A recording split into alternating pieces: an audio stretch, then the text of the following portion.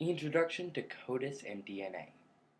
The topic I've chosen to discuss is CODIS, or Combined DNA Index System, a system that the FBI uses to log the DNA of a person, or, as it is called, the DNA profile. It is a semi-controversial forensics tool used by the FBI in which DNA is encoded into text and then uploaded to a database of DNA taken from crime scenes. However, to discuss this, DNA, or deoxyribonucleic acid, must be explained.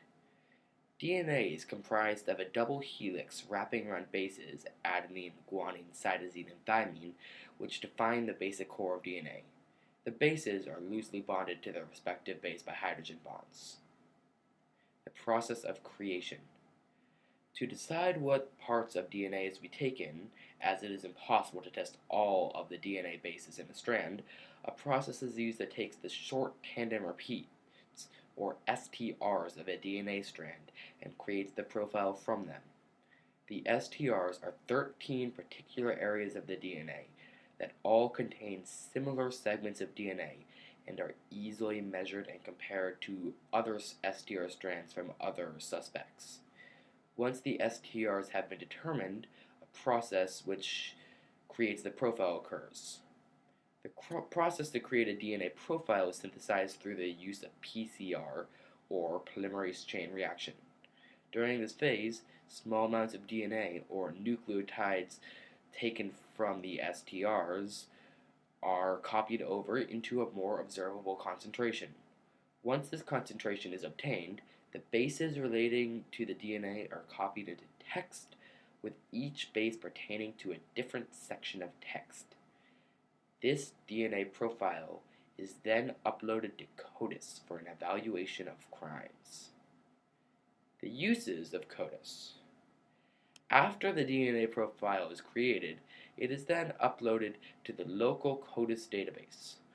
If it matches any DNA taken from suspects for local crimes committed, it will be used as evidence for the conviction of the suspect. The local database is also checked with a national database every so often to search for potential suspects. CODIS has proven itself to be an exceptionally useful program, with over 10 million profiles entered into the U.S. database, and has been used to help either convict or exonerate over 210,000 cases. In one particular case, in Dayton, Ohio, in 2011, a man was arrested for the abduction of a local 15-year-old girl. After his DNA profile was seized and checked with the national CODIS, it was shown to match an unsolved rape crime from 2011, and he was convicted on both crimes.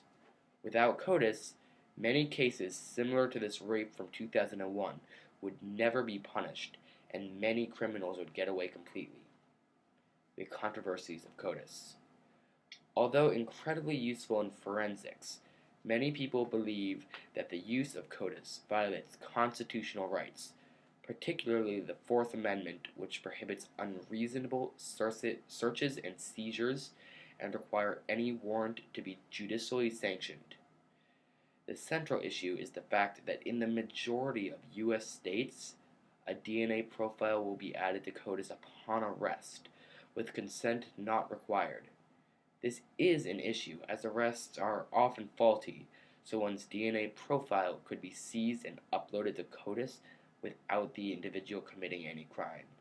This has caused some issues, with individuals filing that their constitutional rights were breached. However, it does seem that the pros of CODIS far outweigh the cons.